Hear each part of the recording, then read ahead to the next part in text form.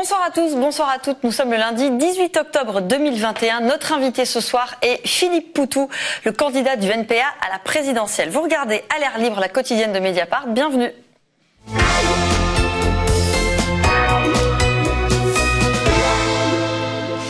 Bonsoir Philippe Poutou et bienvenue sur le plateau d'À l'air libre. Vous êtes donc candidat à la présidentielle pour le NPA, le nouveau parti anticapitaliste. Avec moi pour vous questionner Mathilde Gohanec du service politique et Cécile Auteuil du service économie et social. Vous avez 54 ans, c'est votre troisième candidature. Vous allez nous dire pourquoi vous vous représentez, à quoi ça sert, comment vous comptez peser compte tenu du contexte politique actuel. Avant cela, quelques questions d'actu et on a choisi des images qui ont marqué le week-end, celles des commémorations du massacre de centaines d'Algériens à Paris le 17 octobre 1961. Les images du préfet de police de Paris, Didier Lallement, déposant une gerbe de fleurs pour commémorer une répression sanglante ordonnée par son prédécesseur Maurice Papon.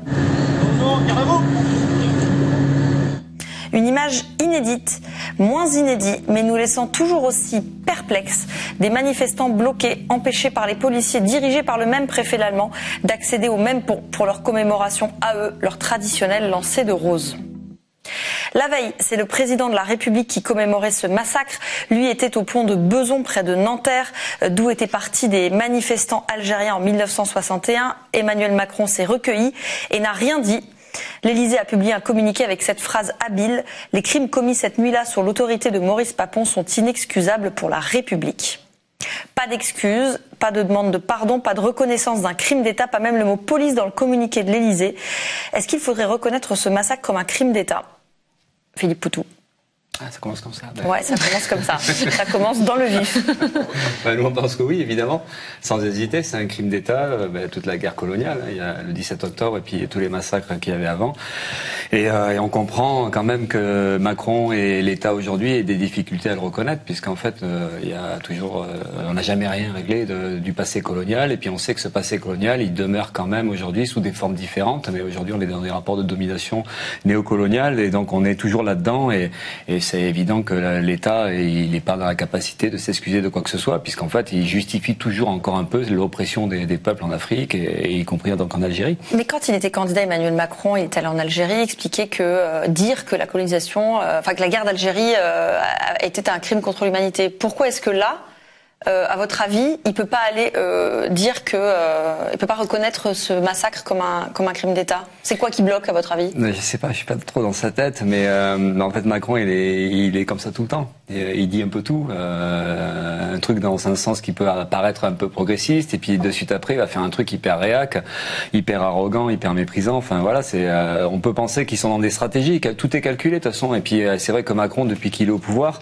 on voit bien qu'il est beaucoup préoccupé par l'ambiance réactionnaire. Il regarde beaucoup du côté de la droite, de l'extrême droite, et puis on sent bien que tout son positionnement est lié par rapport à ça. Donc en fait, et puis on suppose qu'il y a toute une com autour en disant voilà, tu peux dire ça, puis dans quel ordre on met les mots, crime inexcusable de la République, donc crime inexcusable, donc sans excuse, vous l'avez dit. Donc voilà, donc tout est calculé, mesuré. Bon, c'est un peu aussi la vie politicienne qui est comme ça, quoi. Alors sur c'est pas psychologique en fait, c'est très politique, parce que c'est très politique. Même si lui, il apparaît un peu fragile psychologiquement des fois. Emmanuel Macron. Bah ouais, non, enfin c'est vrai que mais même ce que vous avez parlé de ce qu'a fait l'Allemand là, il va poser sa gerbe sur le pont et le lendemain il interdit aux manifestants de le faire. Donc on sent bien quand même le mépris profond qu'il y a de la population, enfin le foutage de gueule, quoi, le foutage de gueule. Et puis derrière, ils gèrent au mieux leurs propres intérêts. Et puis c'est vrai encore une fois qu'ils sont dans le fond, enfin il y a quelque chose qui est quand même très cohérent, c'est le mépris des peuples et des populations, et notamment en ce qui concerne donc la guerre coloniale et les massacres contre les Algériens. Alors on va rester sur la question des violences policières, puisqu'après tout, ce qui s'est passé le 17 octobre 61, ça correspond à la définition de violence policière. Vous vous êtes retrouvé la semaine dernière dans une polémique sur les violences policières. Tout a commencé avec les propos d'un élu municipal insoumis à Cachan sur l'armement de la police municipale. Je croyais que le but de la police, c'était de protéger la population. C'était pas nécessairement de posséder des armes pour la tuer. Parce que c'est ça la signification en bon français courant. Voilà, merci. Sur France Info, on vous a demandé de réagir. Ça paraît encore une fois assez raisonnable de dire ça, il pourrait même le dire plus méchamment. Oui, Comment la police tue, évidemment, la police tue. Steve à Nantes. Steve Maia Canisso. Ouais, à Marseille pendant les manifs gilets jaunes, une dame qui fermait ses volets. Rémi Fraisse il y a quelques années. Et puis je crois que il faudrait voir les chiffres précisément, mais dans les quartiers populaires, c'est une quinzaine de jeunes qui sont tués par la police annuellement. Votre phase fait réagir jusqu'au gouvernement, puisque le lendemain, Gérald Darmanin, ministre de l'Intérieur, annonce déposer une plainte contre vous pour, dit-il, défendre l'honneur des policiers. La machine médiatique s'emballe et vous êtes invité à vous expliquer sur BFM. L'ambiance sur le plateau, ça ressemblait à ça. Ce soir, je découvre que je suis pas juste syndicaliste policier, que je suis pas juste policier, je suis un meurtrier, monsieur. Les mots ont un sens, la police tue. Dans quelles conditions elle tue la police? Vous savez, monsieur Poutou, vous savez ce qu'on va faire? On va vous mettre en tenue d'uniforme. On va vous désarmer, parce que, bien entendu, une arme létale, non létale ou intermédiaire, le policier, il n'en a pas besoin si on écoute un petit peu votre vision du terrain et de la police. Et puis vous nous ferez un retour d'expérience. Alors justement, Philippe Poutou, vous laissez entendre que la police tue délibérément. C'est le cas? C'est pas ça, mais non, là, c'est vous qui avez rajouté délibérément. La polémique nourrit les programmes de la chaîne pendant le week-end. Philippe Poutou qui réitère ses propos. On est plus dans une dans une démarche de l'extrême gauche très anti-flic. Est-ce que Philippe Poutou, il faut le faire taire, il faut lui répondre? Et les journalistes de la chaîne font aussi réagir les politiques. Je pense d'ailleurs qu'il contribue honnêtement à la montée de tension d'une partie de la population à l'égard de la police.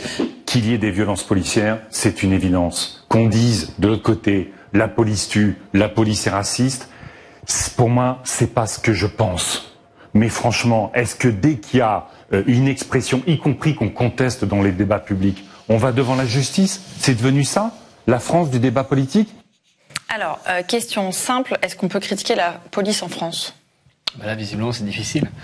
C'est vrai que la réaction, à quelques heures après, donc c'était un mercredi soir, et le jeudi matin, Darmanin dit déposer plainte. Donc on voit aussi la qualité du débat, quoi. En fait, c'est impossible de débattre. Et puis voilà, c'est la condamnation. Enfin, la condamnation dans le sens où il y a la menace, et puis derrière, effectivement, c'est la justice, quoi. Donc, mais ça, c'est pas surprenant, parce qu'en fait, c'est pas le pire. Là, on voit dans un échange, dans le cadre d'une campagne, où c'est difficile, mais la réalité, c'est dans la rue, quoi. Et dans la rue, que ce soit dans les quartiers populaires ou dans les manifestations, c'est pire, parce que là c'est gazage, matraquage, tir de LBD, et puis on le sait, hein, c'est à la fois énormément de personnes qui sont blessées, quelques personnes qui sont tuées, et puis après derrière c'est garde à vue, c'est de la prison, pas mal de dizaines, même de centaines de manifestants qui ont fait de la prison. Donc voilà, c'est ça la situation aujourd'hui, c'est qu'en fait on voit bien derrière ce que fait Darmanin, même si ça apparaît complètement idiot de sa part, parce qu'en fait ça fait le mec a rien calculé du tout, il se plante. D'ailleurs, est-ce qu'il va vraiment porter plainte? Là il est un peu comme un con, parce que s'il le fait, jusqu'où il va, et puis là il y a quand même des probabilités qu'il ne le fasse pas, quoi, tout en silence, comme il a déjà fait d'ailleurs visiblement. Il a déjà menacé de porter plainte et il ne le fait pas. Là vous n'avez pas de nouvelles en tout cas. Non, nous on n'a pas de nouvelles, on ne sait pas, mais on est un peu habitué. Fillon avait fait ça il y a 5 ans. Il avait dit c'est de la diffamation, je vais porter plainte, et puis en fait il a dû se rendre compte que c'était pas si diffamant que ça. Et là Darmanin, ça va être ça aussi. Où est l'injure? Où est l'indignité? Donc du coup, mais c'est vrai que pour revenir à la réalité de la répression, c'est pas juste de l'intimidation comme ça. C'est vraiment un rapport physique, quoi. C'est une politique répressive qui se perfectionne, et on est vraiment dans cette société-là, quoi, très policière, et puis derrière le très policier, puisqu'on voit que la police, elle est quand même bien les syndicats policiers sont, pour certains en tout cas, bien sous contrôle de l'extrême droite. Même y compris d'idées fascistes, d'idées nazies, puisqu'en fait on sait, ça a été dit quand même dans pas mal de médias, dans les locaux des syndicats de police, il y a pas mal de signes de ces idées-là, quoi. Donc on est dans ce rapport-là, et on voit bien en fait une volonté de faire taire, une volonté d'écraser toute forme de contestation, et on peut faire le lien avec les politiques ultralibérales et puis de tous les reculs sociaux qui sont assez brutaux aujourd'hui. Donc voilà, on est là-dedans. Donc franchement, sur un plateau télé, ce qui se passe, c'est ce qu'il y a de moins grave, mais ça illustre bien la période dans laquelle on se trouve. Mathilde. Et sur ces différentes polémiques ou problématiques autour de la police, finalement, on fait émerger récemment des sujets intéressants de débat, puisque le débat est possible, notamment sur la question de l'abolition de la police, la question de la transformation profonde de la police, puisque des problèmes systémiques semblent y exister. Est-ce que vous avez choisi aussi de travailler sur cet axe-là, c'est-à-dire au-delà de la dénonciation, un peu de proposition sur le sujet ? Bah oui, parce que déjà c'est intéressant de discuter parce que là la police, quand on dit la police tue ou la police violente agresse, c'est pas une police complètement autonome.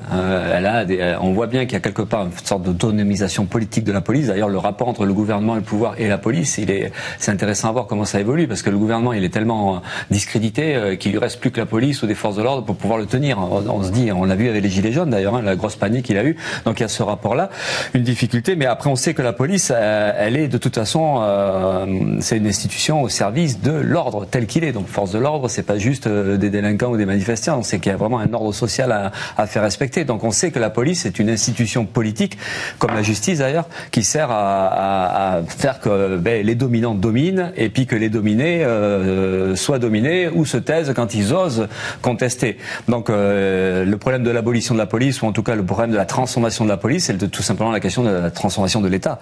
On a un État au service des capitalistes, au service des dominants, au service des plus riches, et donc du coup, tout ça, justice, police, État, comment on gère cette question-là? Donc nous, on est persuadé que c'est des machines qu'il faut broyer, qu'il faut détruire, quoi, et puis reconstruire. Si on veut un monde plus juste, sans oppression, sans exploitation, ça pose le problème, de transformer profondément ces institutions-là. Donc là, ça n'a rien à voir d'individuel, parce qu'on a vu les policiers qui, on me traite de meurtrier et tout ça. En plus, ils font un peu les naïfs ou les innocents, mais c'est vrai qu'ils sont. Parce que là, non, c'est pas. De toute façon, on n'attaque pas individuel. On sait qu'il y a des flics fachos, on sait qu'il y a des flics racistes, on sait qu'il y a des flics qui sont très contents de taper sur des manifestants. Et ça, des flics qui font bien leur travail. Et il y a et heureusement, et puis même, heureusement, moi, sinon, si je sortais dans la rue, si j'avais que des policiers qui étaient agressifs envers moi, non, c'est pas le cas, parce qu'en fait, mais c'est vrai qu'on voit dans les sondages de vote et tout ça, on est un peu inquiet quand même, parce que ce sont des institutions qui sont bien dominées par une idéologie plutôt réactionnaire et très réactionnaire. Donc, on est là-dedans. Mais après, c'est pas un problème individuel. C'est donc du coup un problème politique qui nous est posé, et d'une police ou après d'une armée aussi, qui sert à quoi? Qui sert à défendre l'ordre tel qu'il est, quoi. Donc Bonsoir à tous, bonsoir à toutes, vous êtes sur Mediapart, bienvenue pour notre soirée spéciale, notre débat de la primaire écologiste. Sur ce plateau, les 5 candidats et candidates vont échanger pendant 2 heures ou un peu plus sur les questions écolos, surtout les questions écolos, alors que la planète brûle, coule, fond. Oui, Valentine, pour participer à cette primaire, je le rappelle en quelques mots, c'est sur le site lesécologistes.fr jusqu'au 12 septembre. Toute personne de plus de 16 ans peut s'inscrire à condition de payer 2 € et de, je cite, partager les valeurs de l'écologie. Notre débat, il est donc sur Mediapart, sur nos réseaux sociaux et en même temps sur les chaînes Twitch, d'Usul et Host Politique dont les adresses s'affichent ici. Vous nous suivez aussi sur les réseaux sociaux, #face à Mediapart, à l'air libre et Primaire Écolo. Et je vous signale en passant notre offre d'abonnement 6 mois à 20 €, à l'air libre spécial Primaire Écolo. C'est parti.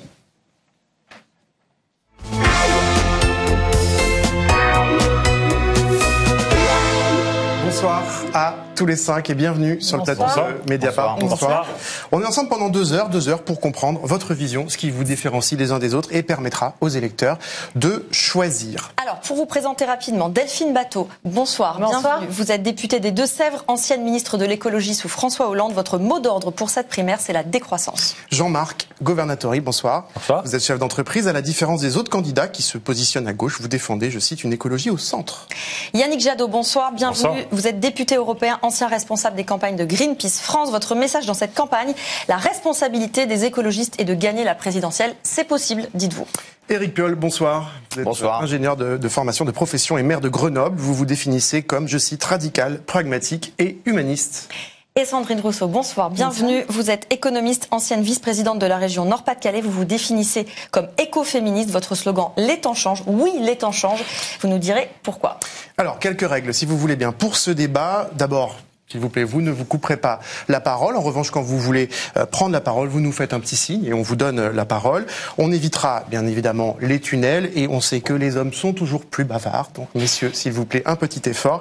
Et bien sûr, nous gardons ici un œil sur le temps de parole de chacun. Et dans ce débat, il y aura 4 parties. Le climat, les modes de vie plus respectueux de la nature, comment concilier écologie et sociale, et puis la pratique du pouvoir et la diplomatie écologique. Et on va commencer donc par quelques questions d'actualité. La première, Valentine. Alors, on vient de l'apprendre, Agnès Buzyn, l'ancienne ministre de la Santé, vient d'être mise en examen pour mise en danger de la vie d'autrui dans le cadre d'une enquête à la Cour de justice de la République sur la gestion de la pandémie. La CJR, je le rappelle, c'est une juridiction d'exception, un tribunal composé de 3 magistrats professionnels et de 9 parlementaires. Autrement dit, in fine, ce sont des politiques qui jugent des politiques. Emmanuel Macron et François Hollande avaient promis de la supprimer, ils ne l'ont pas fait. Le ferez-vous? Delphine Batho, vous commencez. Ah oui, clairement oui. Très très clairement oui. La procédure qui est engagée est importante par rapport à ce qui s'est passé dans la gestion de la pandémie.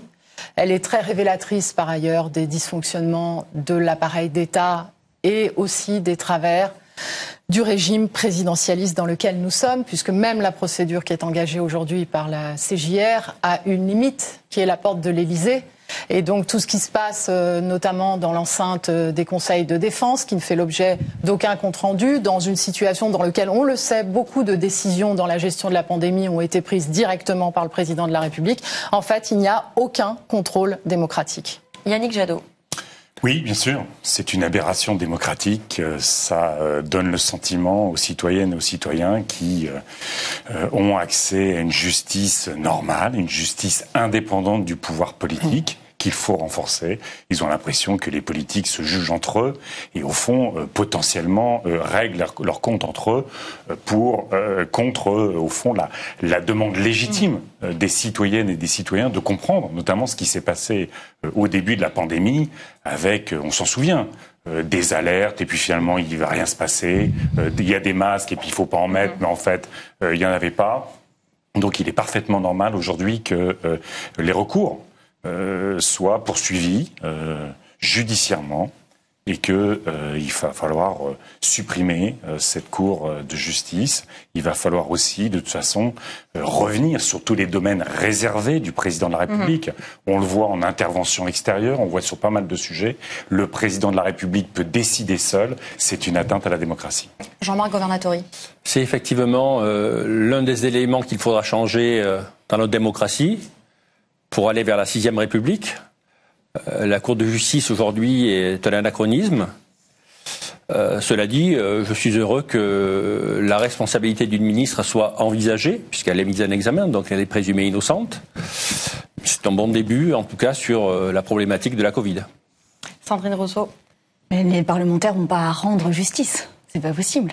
Et les ministres sont des justiciables comme les autres. Et là, en l'occurrence, ce qui est contesté et ce pourquoi elle est mise en examen, c'est les mensonges successifs du début d'épidémie et de pandémie. Et en effet, de toute façon, je crois qu'il va falloir faire le bilan de la gestion de cette pandémie. Parce que entre le secret qui couvre l'ensemble des débats, l'absence de diffusion des informations au moins au début et des chiffres permettant d'éclairer la décision, on a été pendant plusieurs mois en dehors de la démocratie.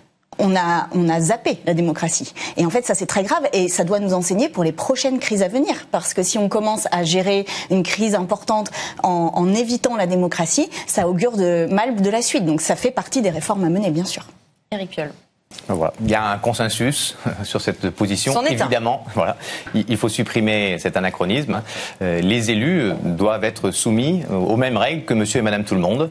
Et c'est une des choses que nous avons changé à Grenoble, en laissant un peu les apparats du pouvoir, les voitures de fonction, les indemnités abusives, les jetons de présence. Tout ça, c'est important. Il faut qu'on arrive vers une démocratie plus scandinave où on y gagnera. Même les élus y gagneront parce qu'ils seront peut-être comme ça plus au milieu des gens. Et pour servir l'intérêt général, ça me semble nécessaire. Allez, on enchaîne une question Covid encore. Selon Covid Tracker, 69% des Français aujourd'hui ont reçu 2 doses de vaccin.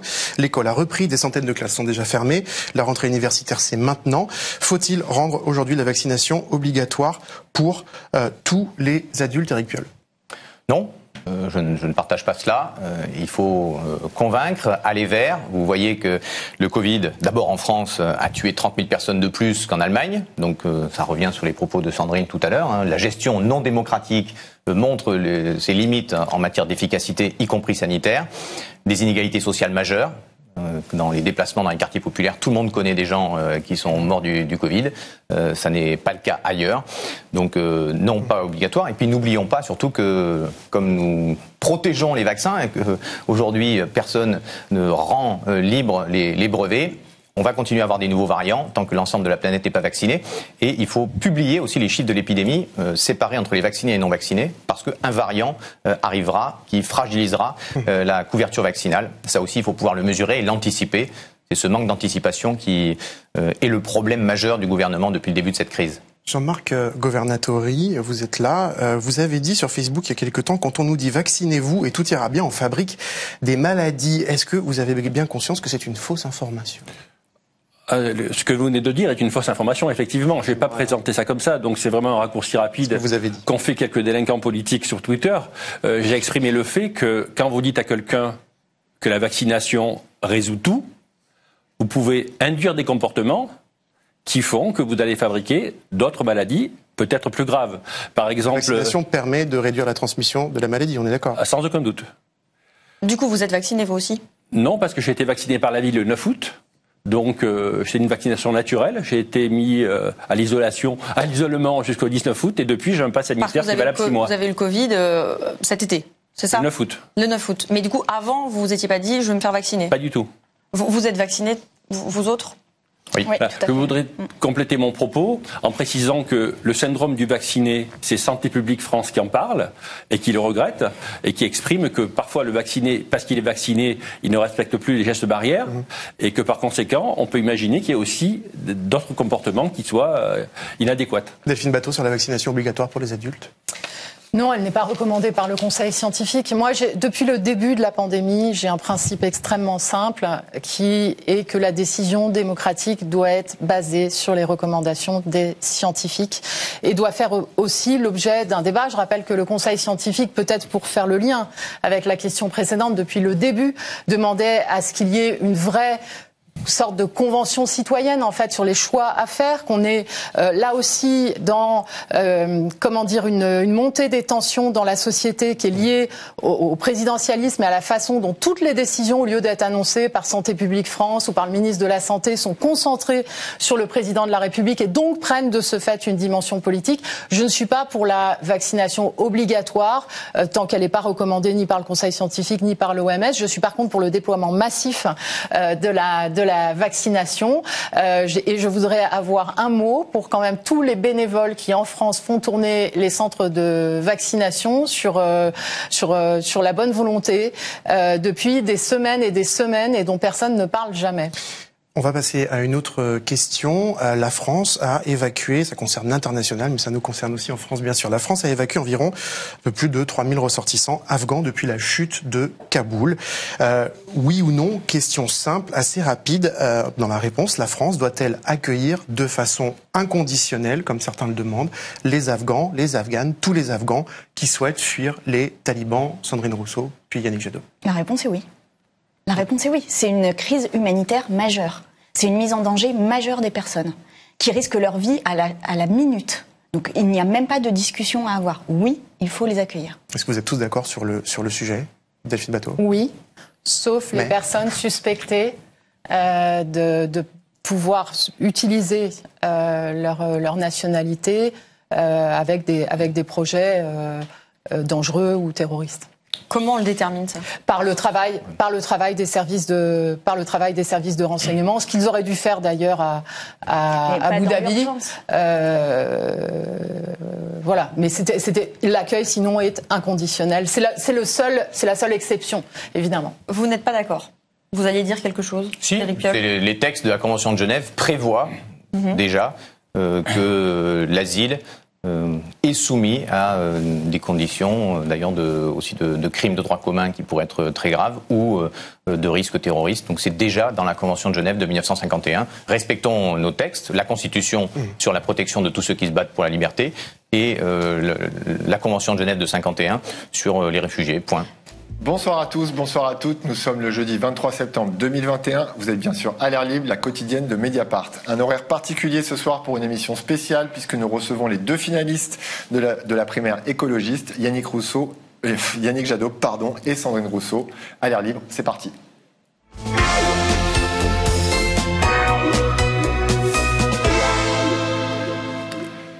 Plus de 120 000 votants. 120 000 inscrits, 106 000 votants et un scrutin serré. Dimanche dernier, à 17h30, tombait le résultat du premier tour de la primaire de l'écologie. 27% pour Yannick Jadot, 25% pour Sandrine Rousseau, 22% pour Delphine Batho, 22% pour Éric Piolle et enfin 2% pour Jean-Marc Governatori. Un mouchoir de poche donc pour 4 d'entre eux, mais ce sera entre l'eurodéputé Yannick Jadot et l'économiste Sandrine Rousseau que se jouera le second tour de la primaire du 25 au 28 septembre. Tous deux ont accepté notre invitation pour une interview d'une demi-heure chacun et on commence avec Yannick Jadot.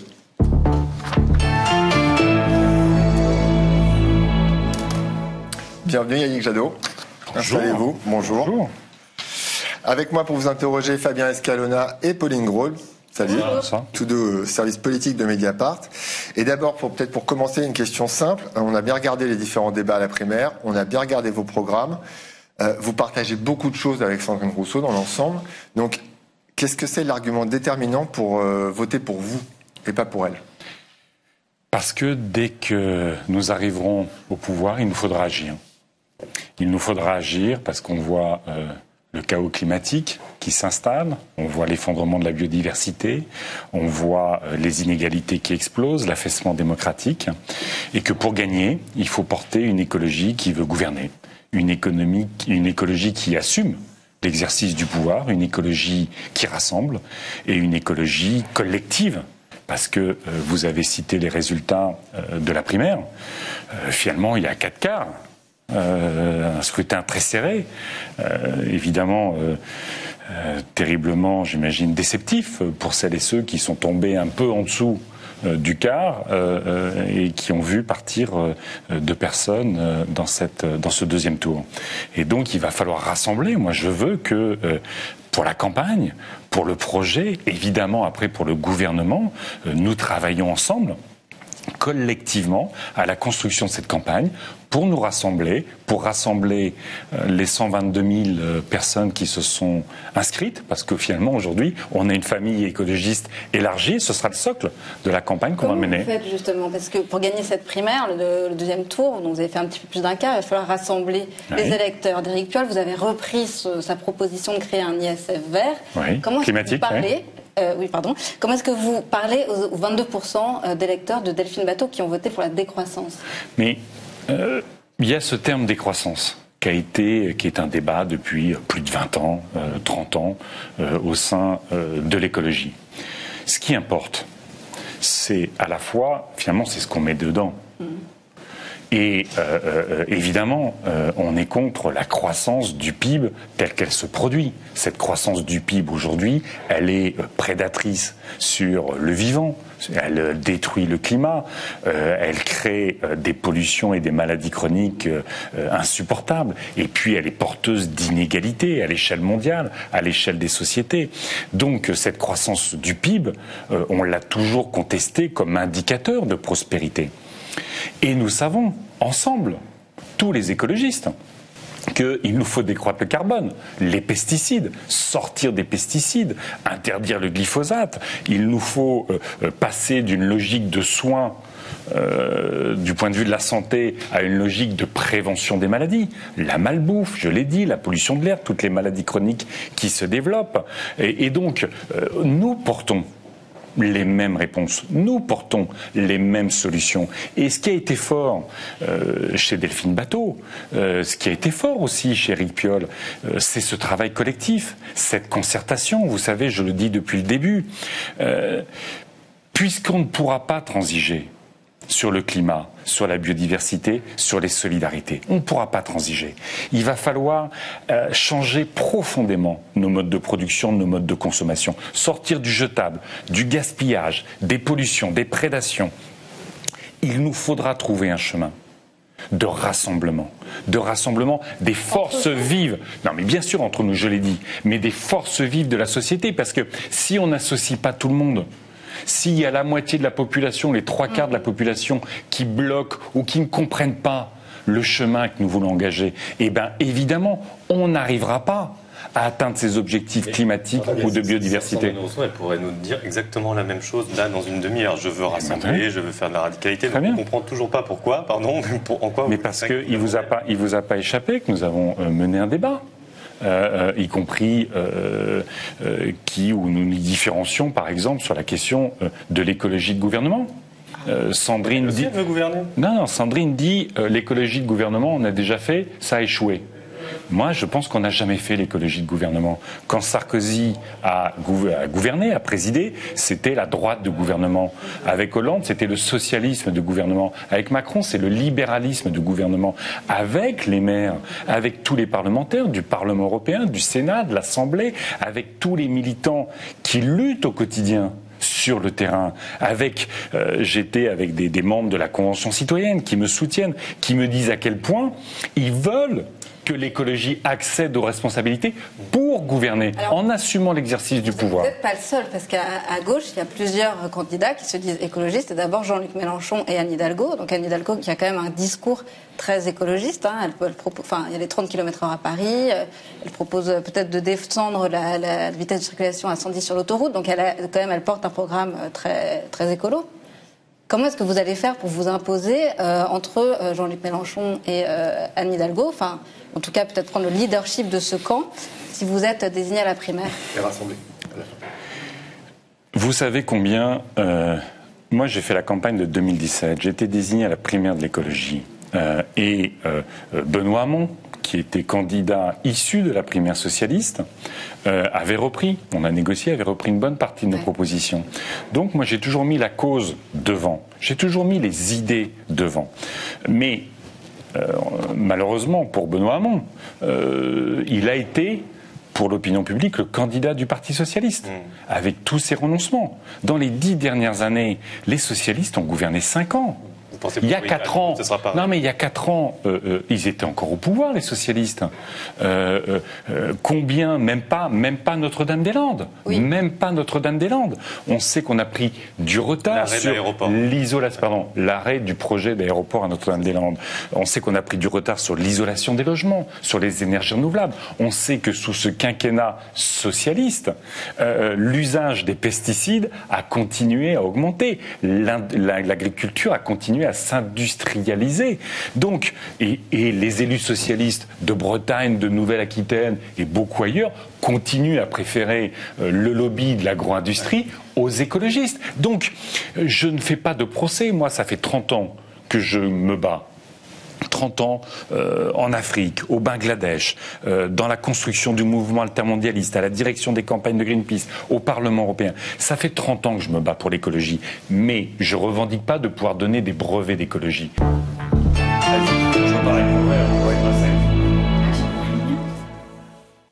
On va vous en amener un. On va amener un verre pour Sandrine Rousseau, s'il vous plaît. Bonsoir Sandrine Rousseau. Et voilà. Merci. Hop, alors... Bonsoir. On va commencer par une question qu'on a posée exactement la même à Yannick Jadot.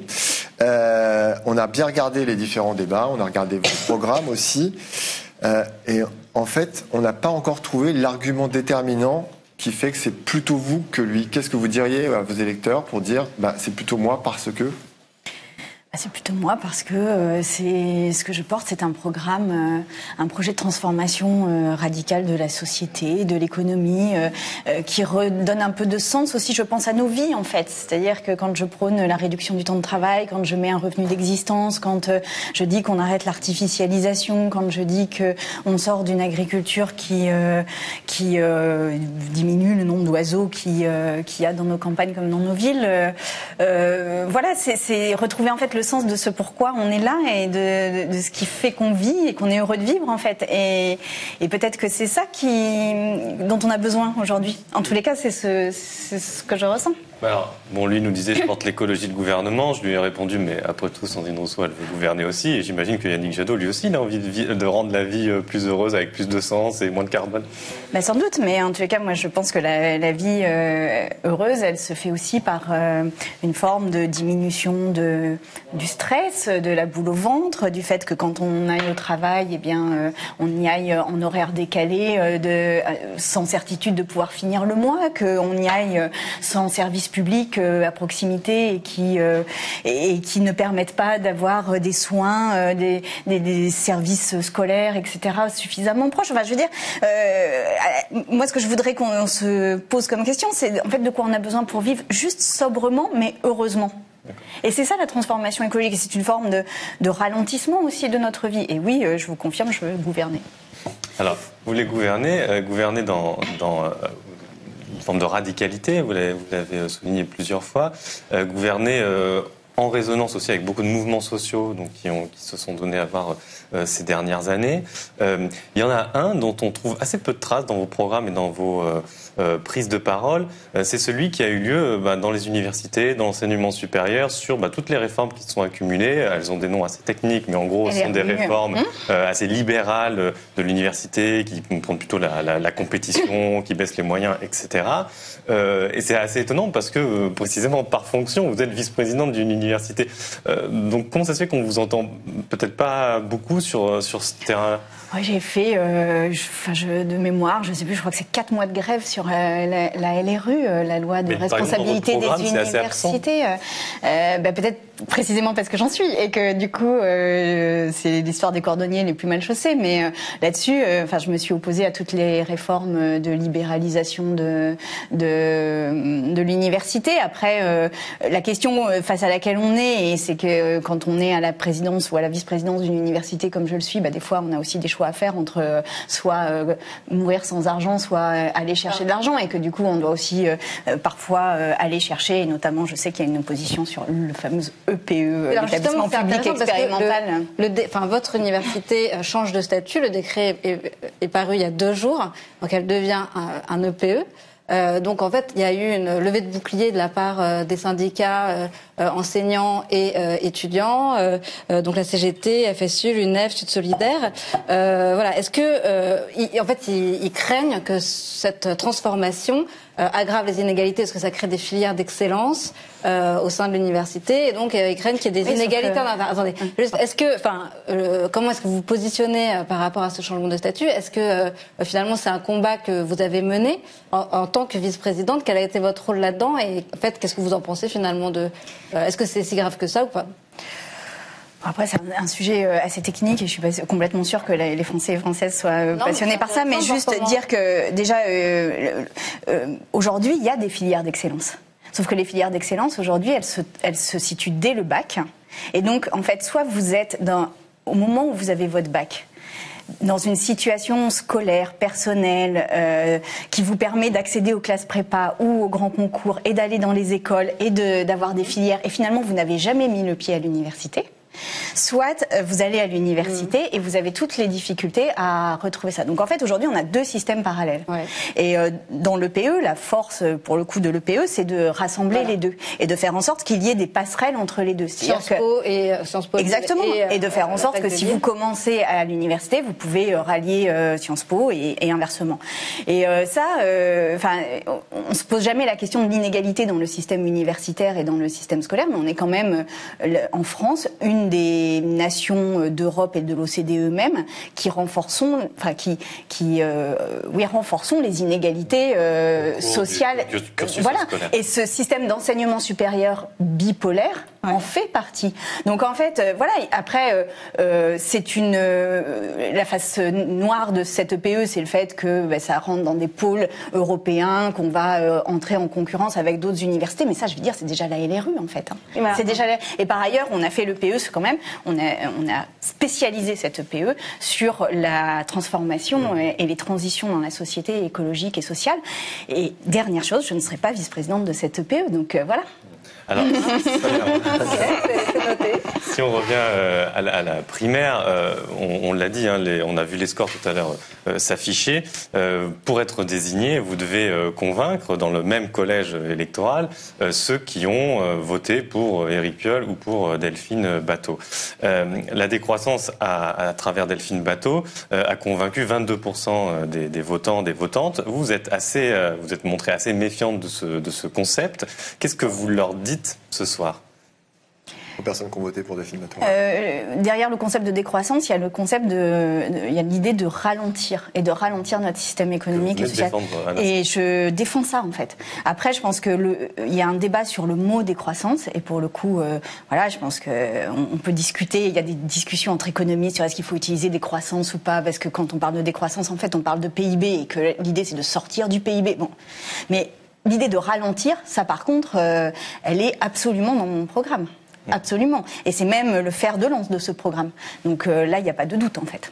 Comment est-ce que vous voyez, depuis lundi, on voit qu'il y a eu on va appeler ça peut-être de manière un petit peu violente, mais un peu une coalition anti-Sandrine Rousseau de la part des organisations du pôle écologiste. Je ne sais pas si vous êtes d'accord avec cette interprétation, mais en tout cas... pas des organisations, de quelques cadres. Ouais. Oui, donc du coup, il y a eu les gens qui étaient proches d'Éric Piolle, de la direction, qui ont plutôt déjà dit qu'ils allaient rallier et voter Yannick Jadot.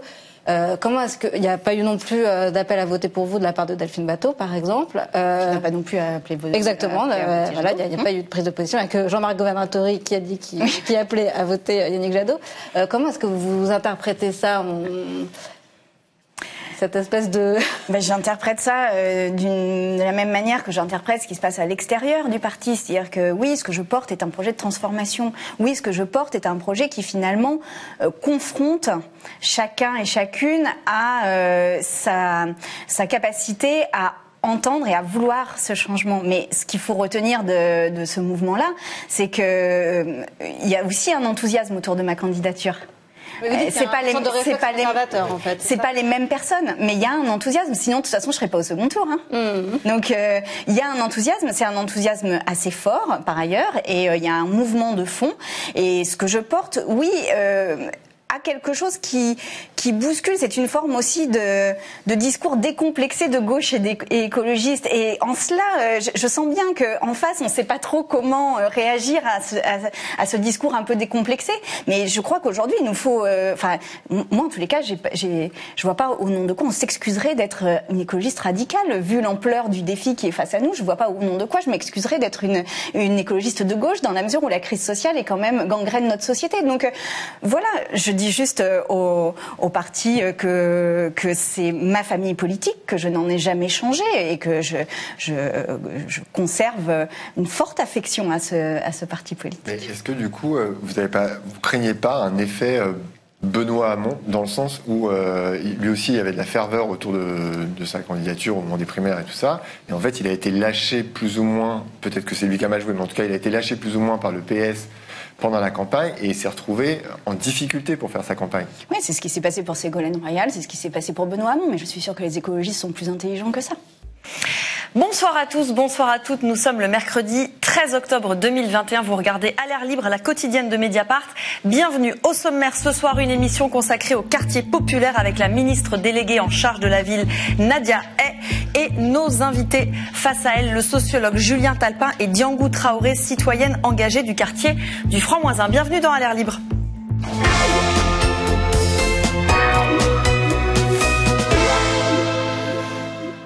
Le 16 novembre 2016, Emmanuel Macron lançait sa campagne présidentielle. Le lieu, un centre de formation à Bobigny, en Seine-Saint-Denis, donnait le ton et le discours aussi. La France des quartiers a, elle, besoin de mobilité. Elle est aujourd'hui assignée à résidence. Quelques mois plus tard, c'est le président Macron qui se lançait à Tourcoing dans un grand plaidoyer pour les quartiers. Aujourd'hui, nous ne pouvons pas accepter que plus de 40% des habitants de nos quartiers soient sous le seuil de pauvreté. Que le taux de chômage y soit près de 3 fois supérieur aux autres territoires. Que moins de la moitié des femmes soient en activité lorsqu'elles le sont dans des emplois fragmentés, précaires. Je veux que le visage de nos quartiers ait changé à la fin de ce quinquennat. 5 ans et presque un quinquennat plus tard, le visage des quartiers a-t-il changé? Ses habitants sont-ils toujours assignés à résidence? La ministre chargée de la ville, Nadia Hay, est notre invitée dans À l'air libre. Bonsoir Nadia Hay, bienvenue sur notre plateau. Bonsoir. Et merci d'avoir accepté notre invitation. Avec moi pour poser des questions, Ilyes Ramdani du service politique de Mediapart. Et puis tout à l'heure, je l'ai dit, nous rejoindrons sur ce plateau Diangou Traoré du collectif Habitants du Franc-Moisin et le sociologue Julien Talpin. Avant cela, quelques questions politiques. Vous l'avez entendu, les propos du candidat Macron qui avait fait des quartiers populaires un axe majeur de sa campagne. Selon vous, est-ce que la promesse est tenue? Est-ce que le visage des quartiers populaires a changé? Le visage des quartiers populaires est en train de changer. J'ai écouté effectivement les propos du président de la République, je les avais écoutés même en 2016 et à vrai dire c'est ce qui a poussé mon engagement politique, c'est d'avoir un discours nouveau, inédit sur la question des quartiers et voir ces territoires comme des territoires finalement de solutions, là où certains les voient comme des territoires à problème. Et donc nous sommes en train de mener une action maintenant depuis 2017 pour transformer véritablement en profondeur ces quartiers, et oui, ça nécessite du temps, de l'action, de l'énergie et des moyens, et c'est ce que nous faisons maintenant depuis plus de 4 ans. Si on regarde les chiffres, pourtant, le chemin est encore long, il y a encore beaucoup de travail en la matière, on vit toujours moins bien, globalement, dans les quartiers qu'ailleurs, on vit moins longtemps, on meurt plus jeune, donc l'espérance de vie est moins grande, on vit 2 fois plus souvent sous le seuil de pauvreté, on a moins de services publics, moins d'écoles, moins de médecins, moins d'équipements sportifs, la liste est très très longue, on a même 2 fois moins de chances, selon une étude, de survivre à un arrêt cardiaque en Seine-Saint-Denis ou dans le Val-de-Marne, que si on le fait ici en plein Paris. Ces inégalités, elles vont plutôt en se renforçant. Est-ce que vous dites qu'il y a une urgence? Est-ce que vous dites c'est la catastrophe? Est-ce que vous dites, en tout cas, il faut tirer la sonnette d'alarme sur la situation des quartiers populaires?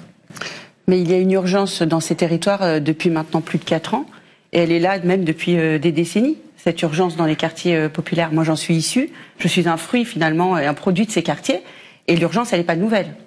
Et sur toutes les thématiques que vous venez d'aborder, les difficultés, c'est pas nouveau non plus. Par contre, il faut apporter un peu de nuance à ce que vous venez de faire comme constat, parce que quand vous dites qu'il y a moins de services publics, depuis 4 ans, c'est pas vrai. On est en train de revenir avec beaucoup plus de services publics quand on pense que dans les quartiers prioritaires, maintenant, il y a plus de 300 maisons France Service. Et que nous sommes, en plus de ça, en train de développer une offre itinérante sur ces services publics. Quand vous parlez de l'accès aux soins, vous avez totalement raison. Et d'ailleurs, la crise sanitaire l'a révélé. Et elle a révélé ces inégalités d'accès aux soins. Et on est en train d'y remédier. Aujourd'hui, il y a une centaine de maisons de santé qui ont vu le jour depuis 4 ans. Donc nous sommes en train d'y remédier. Nous avons, avec le président et avec le Premier ministre, convoqué un comité interministériel des villes qui a donné là aussi des mesures très fortes et un grand plan d'investissement dans les quartiers.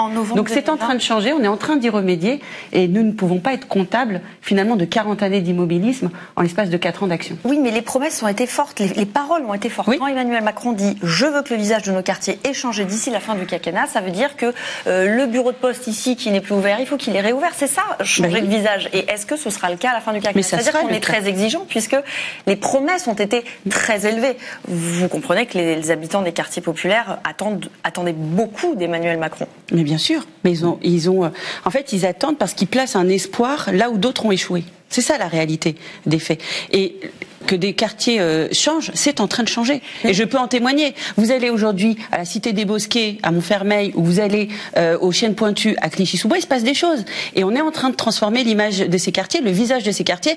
Mais encore une fois, en 4 ans, c'est très compliqué, là aussi, de faire ce que d'autres n'ont pas fait en 40 ans. Mais c'est en train de changer. Juste sur ce quinquennat, quand on interroge les élus locaux, ces quartiers-là, de ces communes-là, tous bords politiques confondus, ils disent plutôt, il y a eu des tribunes, il y a eu des appels, encore en novembre 2020, il y en a 110, qui disaient que finalement l'ambition d'Emmanuel Macron avait fait long feu, qui dénonçaient des mesurettes, du bricolage, du rafistolage.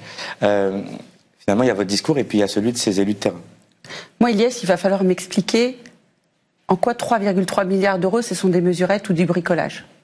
Il va falloir m'expliquer aussi comment on passe de 5 milliards du budget de rénovation urbaine à 12 milliards de rénovation urbaine en pensant que c'est du bricolage. Vous savez, j'ai vécu très modestement. Pour moi, 1 milliard d'euros, même 100 millions, même 1 million d'euros, c'est énorme.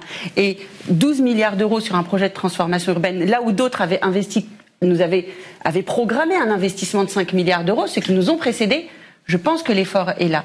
Et ces mêmes élus, je les ai quotidiennement, tous les jours, pratiquement. Si c'est pas moi, c'est mon cabinet. Si c'est pas au ministère, c'est sur le terrain, à leur côté. Et ce qu'ils observent, c'est pas du tout ce que vous venez de me décrire comme message. C'est eux qui l'écrivent, c'est pas moi qui ai inventé ce message. Mais ils l'ont écrit dans cette lettre qui a été adressée au président en 2020, où ils peignent un constat sur la situation des quartiers pendant la crise et les craintes d'après-crise, et ils avaient totalement raison de le faire. Et nous étions totalement d'accord sur le constat. Y compris sur celui des mesurettes et du bricolage, parce que ça, c'est des mots qui viennent de la... Le constat qu'ils font, ils ne le font pas je parle du constat. La crise accentue. Mais elle a accentué, elle a révélé, pour certains, pour ceux qu'il fallait encore être convaincus de la difficulté qu'ont dans les quartiers, parce que moi j'entends tous ces responsables politiques qui disent qu'on déverse des milliards. Bah, faut y vivre dans les quartiers. Je leur dis, ceux qui tiennent ces discours-là n'ont jamais mis les pieds dans un quartier. Ceux qui disent qu'il y en a pas et pour ceux qui disent qu'il n'y en a pas assez, là où effectivement il y a eu cette lettre qui a été adressée le 14 novembre 2020, qu'est-ce qu'ils ont demandé en réalité? Ils ont fait des demandes très précises, notamment le fléchage du milliard du plan de relance, en disant c'est encore un truc qui va nous passer sous le nez, nous on voudrait que vous fléchiez 1 milliard. Le Premier ministre a dit ça sera pas 1 milliard, ça sera 1 milliard et 100 millions. Et aujourd'hui, à l'heure où on se parle, on est à 1 milliard 100 millions à moins d'un an de la lettre qu'ils ont envoyée au président de la République, et on a de grandes chances de dépasser cette promesse qui avait été faite par le Premier ministre. Donc, ces mêmes élus qui vous tiennent ce discours-là aujourd'hui, peut-être, eh bien, moi, je les ai en face tous les jours, et c'est pas ce qu'ils nous disent. Ils nous disent, là, la méthode a changé. Et ça, c'est nouveau. Quand je vais sur le terrain, qu'on me demande une cité éducative, qu'on me demande une cité de l'emploi, que la cité de la jeunesse, ça y est, ça commence à percuter et à prendre sur le terrain. Ben moi, je veux bien qu'on me fasse nous taxer de ne pas en faire assez. Mais quand je vois tout ce qu'on met en place aujourd'hui, la façon dont c'est plébiscité, et dans la méthode, et dans les moyens, et je rappelle juste que le budget ministère de la Ville a une augmentation de 30% sur 4 ans. Là où, pendant 10 ans, il n'a fait que baisser. Mais si c'est si important... C'est mathématique, je veux dire là... Un ministère de plein exercice et 100% d'augmentation du budget, par exemple. Est-ce que ce serait pas ça, une mesure très, très forte? Mais parce que, en fait, en réalité, c'est pas qu'une question de moyens. Il faut arrêter d'avoir à chaque fois cette politique sous l'angle du moyen. On peut, effectivement, débloquer des moyens, les augmenter quand c'est nécessaire. Et c'est ce que nous faisons. Ça compte pas les arbitrages à Bercy? C'est ce que... les arbitrages à Bercy, je peux vous dire qu'un budget de plus de 30% d'augmentation sur 4 ans sur le budget politique de la ville, sans compter la rénovation urbaine. Mais ça dépend d'où on parle. Sans compter la rénovation urbaine et avec un retour au droit commun, parce que c'est indépendant du dédoublement des classes de CP-CE1, c'est indépendant des quartiers de reconquête république, des moyens de la rénovation urbaine. C'est ce qu'ils nous demandent. 30%, il concerne un budget qui est très limité, qui est celui du ministère en propre. Ilyes Ramdani, la question d'intervention dans les quartiers, elle est sur un budget d'exception, qui est celui de la politique de la ville, et elle est sur un budget de droit commun. Et les ministères de droit commun, qui est beaucoup plus important. Et quand on parle de quartiers de reconquête républicaine, c'est des forces de police supplémentaires sur le terrain, des moyens qui leur sont aussi accordés pour bien faire leur travail.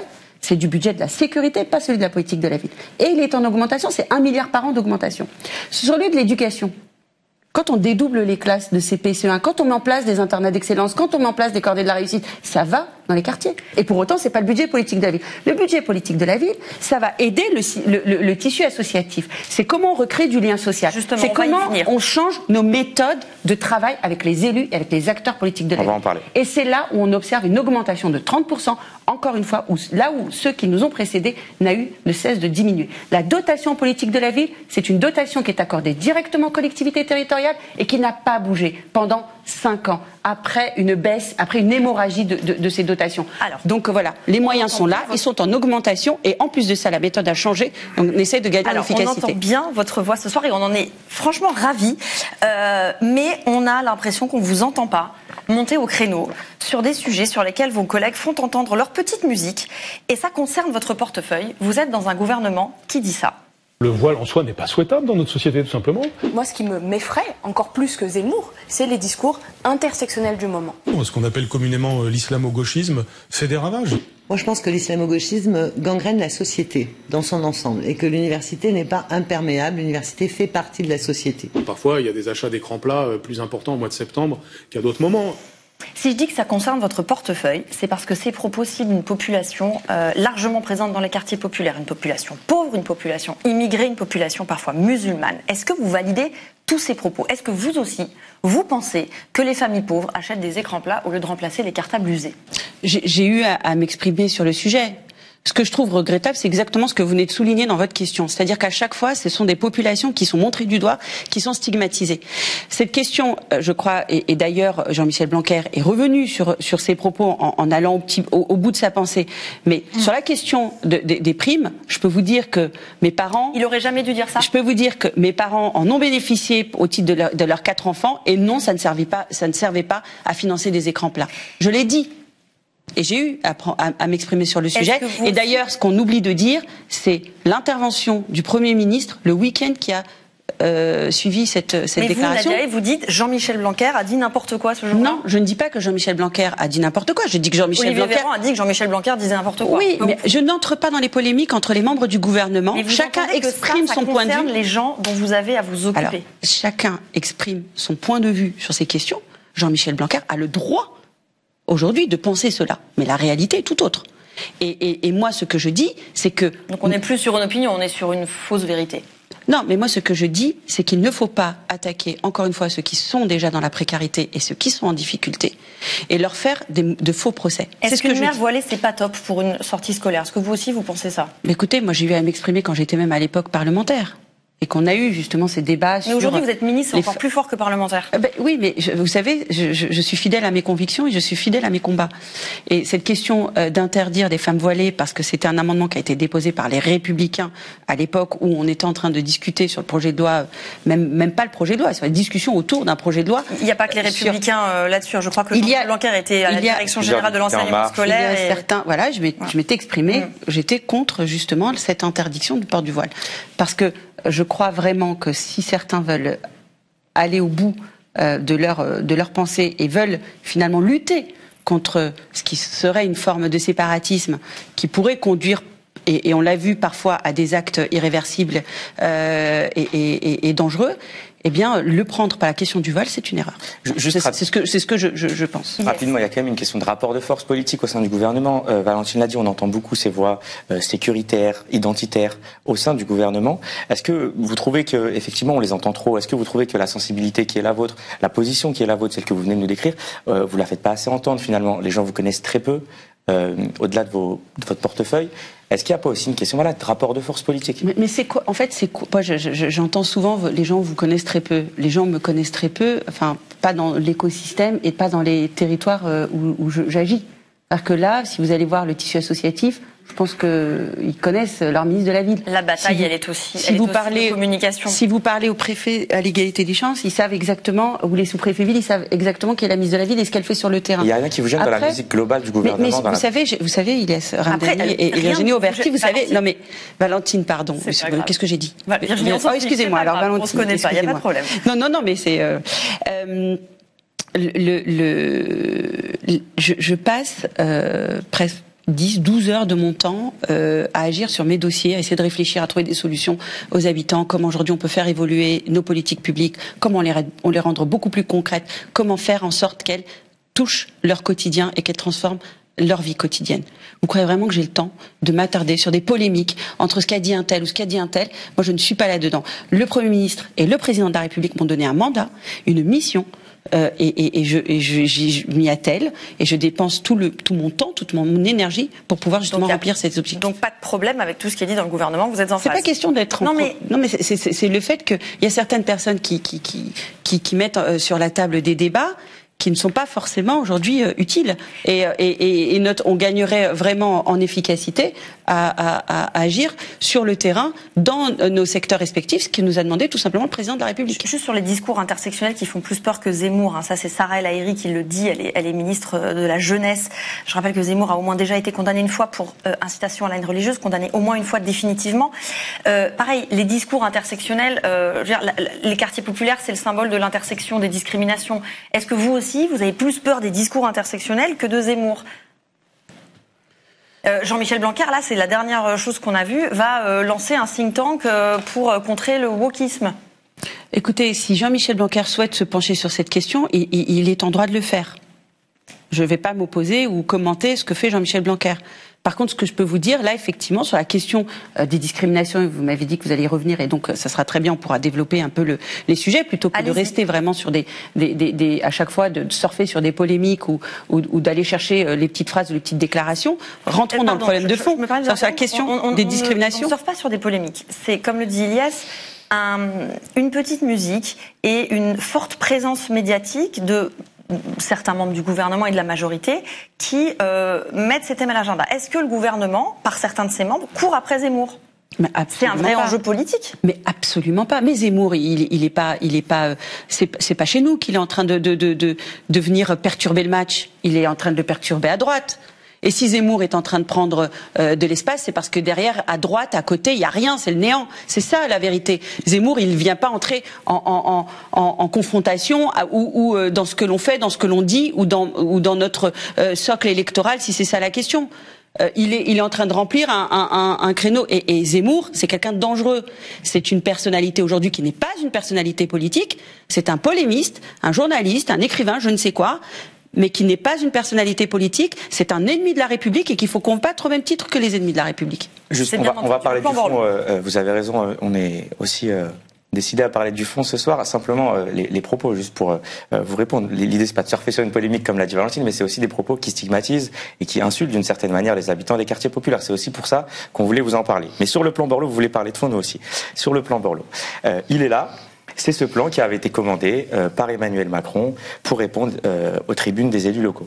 Jean-Louis Borloo-Leran, en 2018, Emmanuel Macron fait ce discours qui a beaucoup choqué à l'époque, interpellé en tout cas les élus locaux, où il dit c'est pas à deux mâles blancs se rendant à un rapport de régler le problème.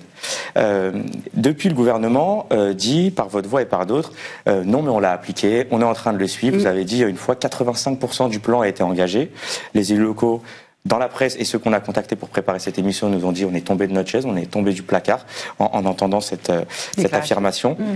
On va en reparler. Et les mêmes élus qui avaient contribué à rédiger ce rapport, ils se sont réunis pour en évaluer la mise en œuvre. Il n'y a pas si longtemps que ça. Et ils vous ont mis une note de 3 sur 20. Si on prend la moyenne des notes, ça fait 3 sur 20. Bon, on se dit quand même que sur les quartiers populaires, on n'est pas bien avancé depuis 2018 quand on regarde ces éléments factuels. Ilyes Raïm, est-ce que vous avez lu le rapport? Bien sûr, vous voyez bien qu'il est là, surligné, stabilité avec des post-it. Très bien. Alors, dites-moi ce qui n'a pas été mis en œuvre. Eh ben, on va entrer dans le détail. Mais d'abord, commençons par ça. Non, sur la question générale quand même, le 3 sur 20. Oui, mais le 3 sur 20, il dit quelque chose. Alors, le 3 sur 20, c'est des élus qui ont participé à l'élaboration de ce rapport. J'ai fait partie. Ouais. Des groupes de travail. Vous étiez vice-présidente à l'époque d'une mission de travail à l'Assemblée nationale. J'étais vice-présidente du groupe d'études Ville et banlieue et j'ai participé à l'élaboration de ce rapport. J'ai participé à des groupes de travail sur les luttes contre les discriminations et l'image des quartiers. Et j'étais pas seule. Nous étions à peu près une dizaine de parlementaires. Vous pouvez juste interroger ces élus. Pourquoi aucun de ces parlementaires n'a été invité à faire ce travail d'évaluation des mesures qui ne seraient pas mises en œuvre. Et l'élaboration de la note. Les maires en question, ils se trompent? Les maires en question, vous avez... oui, très clairement, ils se trompent. Et les maires en question, à un moment donné, si on veut travailler, et c'est ce que je fais, moi, je suis dans le dépassement de tous les clivages, si on veut travailler vraiment à faire un travail d'évaluation qui soit neutre, eh bien, on invite autour de la table ceux qui sont dans la majorité présidentielle. Et c'est ce qui n'a pas été fait.